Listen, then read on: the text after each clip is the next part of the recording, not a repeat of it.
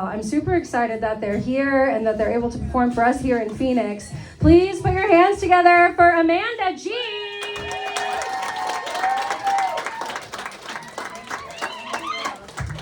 Oh man, thank y'all. I'm in town from New Orleans, y'all. Yeah, who's been? Who remembers? I am originally from Los Angeles. I've lived in New Orleans for 15 years, and I moved there specifically to drink. Those of you who've been know what I'm talking about. I hate to say I love y'all, Phoenix. I've been enjoying drinking with y'all tonight, but New Orleans has you beat, right? Do they have last call here? Yeah, we don't have that shit in New Orleans. It's 24/7, whatever you want. You go to the gas station, 3 a.m., 4 a.m., you could buy yourself some vodka. It's great. It's fantastic. And we have a thing there called Go Cups. You heard of this? You know what I'm talking about. Oh man, you just put alcohol in a cup and you walk around with it. It's brilliant. Where the whole city's taking it on Shark Tank. If you've seen our streets, even our streets are fucked up. But of course, my Los Angeles mother hates that I drink so much. My Los Angeles mother wants to stop me from drinking so much. So she has a plan. Her entire plan to stop me from drinking so much is just to tell me how many calories are in every drink. Like that's gonna work.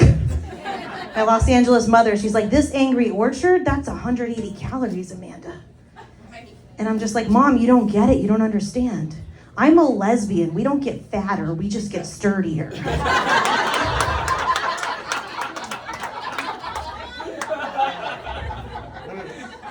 Like my current body type goal is the bookshelf I'm building. Thank you for laughing. This is not IKEA particle board up here. This is what we call sturdy lesbian lumber. It is. And y'all knew I was gay before I said so, right? Like Brandy said, the haircut gives it away, you know? I got this jean jacket, this haircut comes with a kitten and a Virginia Woolf book.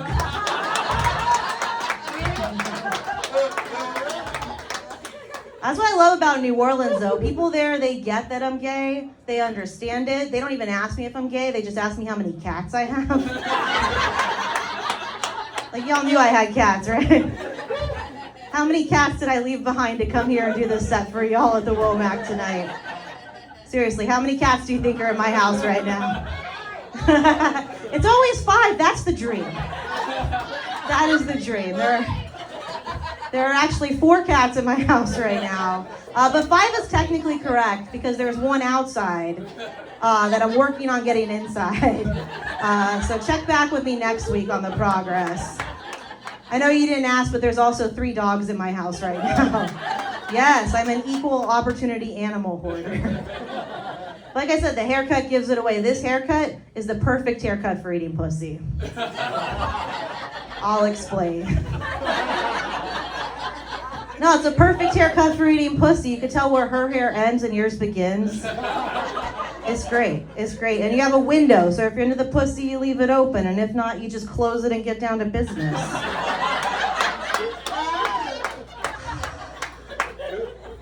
Straight guys, you can use that one. I'm not supposed to help them, but I drink a lot. God damn it. God damn it. I don't know. I travel around, though. Other places like Phoenix, I feel like y'all got that I was gay. Y'all support that. I travel around, though. Not everybody gets that I'm gay. Recently, a couple months back, I went to New York. I went on a little comedy tour in New York, and I was at bars doing comedy. And every bar I went to, some dude was hitting on me. I know. I couldn't figure it out. I'd look in the mirror and be like, nope, still gay as shit. Like, what is happening? So I'm at this one bar, 2 guys come up to me and I send them away. This 3rd guy, I see him walking across the room. He's walking across the room. He was doing this shit with his eyebrows. I didn't think y'all really did that stuff. But I saw it. And he did it twice to make sure I saw him do it. And he comes up to me and before he said a word, I was like, sir, I'm just gonna stop you right there. I'm like, you can't tell I'm gay as shit. And this guy just looks at me and he shrugs and he's like, I just thought you were from Staten Island. Do we have anyone from Staten Island here? Good, I will fight you. No, here's the thing with Staten Island, y'all. Staten Island makes women that look like me and men that look like Pete Davidson. The reason why is someone has to shovel the snow. And it's not gonna be Pete.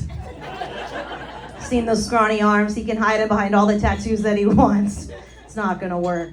It's not. A lot of queer comics though, like we get on stage and it is very important for us to let you know that our queerness is part of our identity. It's part of who we are. It's really important. I think it's important, at least for me, because coming out in real life is really hard, right? Coming out in real life it's scary. It's frightening. You could lose your friends, your family, your home. It is absolutely terrifying. Like I came out to my parents and my parents were so worried for me. They were so worried. They were like, Amanda, we're worried you're gonna have a hard life. And I was just like, Mom, Dad, if you're worried I'm gonna have a hard life, then give me some fucking money. Right? Like, give me all the money. I am fine with my identity as a lesbian. But my identity as a broke person? That can go fuck itself. Right? I'm like, Mom, Dad, get in here. Let's pray away that poor. Pray it away. Yeah, I don't want to be gay for pay. I want to be gay with pay, you know? You know, I like being gay. I like talking about it on stage to strangers. There's some things I don't like, though. Like, everyone just assumes I know every lesbian, which is real annoying. You know, they're just like, hey, you know my friend Jen? And I'm like, no, why? Because she's gay. Yeah, lesbian Jen, of course I know her. I also know your dad, Steve, so what does that say? I don't know. For those who have been to New Orleans, or those who haven't, I'm going to tell you right now, if you haven't figured it out, if you don't know this, New Orleans is a very gay city, y'all. It is a gay city. We don't just do Pride. We have a thing called Southern Decadence, Labor Day weekend. We have a gay Easter parade. Yes. Yeah, I just hit 40, so I joined a gay bowling league. Because that's what you do. That's what you do. I'm also in a gay softball league. And whenever I tell people that, they're like, bitch, just say softball. Why'd you add the other thing? We got the memo. We got the memo. And I'm like, y'all don't understand. The gay and gay softball, that's not for me. That's not for the lesbians. The gay and gay softball, that's for the gay men. Right? Like, I roll up to gay softball and I'm handed a mimosa and a freshly pressed uniform. That's some gay fucking softball. Like last week, I went up to bat. I got to home plate. I looked down and said Crate and Barrel on it. I was like, that is some gay softball. And I love gay. I think gay men are fabulous, right? I'm gonna say it, I'm jealous of them. They get all the cutest names, right? They're just like twinks and otters and bears. I learned pups recently. Do you know what I'm working with? I'm working with bull dyke and carpet muncher. That's what y'all give me. You give me bull dyke and you give me carpet muncher. Carpet muncher makes me think if I go to your house, I need to be like, thank God you had tile. Or I couldn't make it past your hallway. It's a shame, y'all. Oh man, thank you. Yeah, everyone my whole life knew I was gay. Everyone knew, man. When I was born, my afterbirth was a tool belt. Then I just took that tool belt and I sewed my mom right back up. Thank you for laughing at that. My mom hates that shit. She's like, that's not how it happened. Like, I'm pretty sure that's how it happened, Mom. Pretty sure that's how it happened. I actually didn't come out, though. I didn't come out till I was an adult. I didn't come out till after college. I didn't come out till I was 23. So for me in my life, what that means is that I am not a gold star lesbian. Do we all know the Womack? Do we know what a gold star lesbian is? There's always one sad straight dude that gets it. The rest of y'all might get that in a minute. If you don't know, a gold star lesbian, that is a lesbian that has never had sex with a straight cis dude. We give stars for that shit. I don't have one. You are looking at not a gold star lesbian. I'm not a gold star lesbian. I am more of a purple heart lesbian.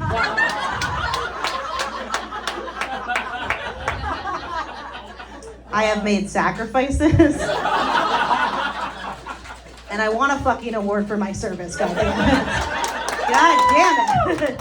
I earned it. I earned it. But when I came out, though, at 23, I was scared to come out and be like, I'm here, I'm queer. I didn't do that. What I did was I got a really hot girlfriend. And I was like, I'm with that. And it made coming out a lot easier. My first girlfriend, y'all, she was perfect. She was hot, she was nerdy, and she was a Jehovah's Witness. Have y'all ever fucked around with a Jehovah's Witness? Fucking do it, y'all. Fucking do it. First of all, they don't celebrate any holidays. I didn't have to buy her shit for Christmas. I didn't have to buy her anything for her birthday. Like, she didn't even know when her birthday was. It was great. It was great. And she very much was a witness in the streets, but she was a participant in the sheets. Like, she really knew how to ring my doorbell. I love and hate that joke. The problem is, though, she was a Jehovah's Witness, so she wasn't ready to come out of the closet, and I was newly out, and I was, just wearing shirts that said things like proud vegetarian. Or like, is it gay in here, or is it just me? Or like, my other penis is a fist. Yeah, that one got me broken up with. We broke up. We just weren't ready. It wasn't the right time for us. We broke up. I was devastated. So I was gonna do the eat, pray, love thing, but I couldn't afford all the things. I actually took myself on a trip to Italy for 10 days, all by myself to help me heal from my first heartbreak. Thank you. One applause. Before I went, though, right before I went on the trip, I met this girl named Emily, and I was like, y'all, this is it. She's the one. So I went to Italy by myself, and I made a wish on every single fountain that Emily would be mine. And I got back to New Orleans, and Emily was with my first girlfriend. Because every city's a small town when you're a lesbian. No, I had to get my shit together. I have a million dating woes that I could tell you about, at another day or at the bar later. But I had to get my shit together. I went to therapy. I realized I had value. I have a good job. I'm funny. I do comedy. Thank you. I got a Costco membership. I'm a fucking provider. I know how to do it. And I knew I'm also, I'm not a hopeless romantic. I am a hopeful romantic. And I believe my person is out there, and I was ready for that. I was going to put in the work with therapy. And I knew when I met her, I was going to love her with my whole heart. And 2 to 5 fingers. That one takes a minute sometimes. I will say I did recently get married, y'all. My wife's here. Can you give it up for her real quick? Thank you. One clit, that's it for me. That's it. No, I'm gonna embarrass her a little bit. My wife's here. She is beautiful and gorgeous. Oh, there we go.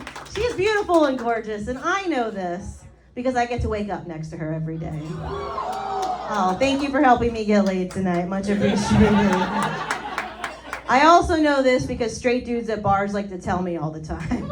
They always come up to me and they're just like, man, how'd you do it? How'd you get a chick so hot? Like, what's your secret? I'm like, I don't know, dude. Like, eye contact and respect. I don't know. Straight men, they think that lesbians are their enemies. And lesbians, we know, straight men, y'all are not our enemies. The only enemies that we have are fake nails and unexpected periods.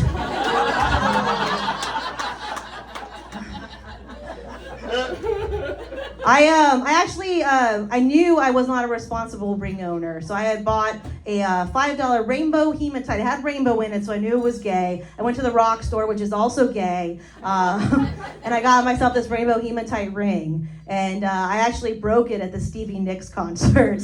I thought getting gay married was the gayest thing I'd do, but breaking my wedding ring at the Stevie Nicks concert, pretty fucking gay. Pretty gay. So I got a substitute ring. My friend knew. My friend who was my officiant for my wedding, she knew, and she's like, you're gonna fuck your ring up. And I was like, no, I'm not, and then I did. And she had a ring that she bought me on Temu. And I'm wearing it right now, and it's a wedding ring. It was a wedding ring bought as a set of 2, and it says on it, keep going. And I feel like that's accurate. I'm new at the married thing. I'm going to tell y'all one more thing before I get out of here. I thought getting married, I thought that was like the pinnacle. Like that was the top that you could reach of relationship leveling up. I thought that was it. And I'm here to tell you, a month after being married, that is not it. There is a level higher than marriage in relationships. And I'm here to tell you what it is. And that is going sex toy shopping as a married couple.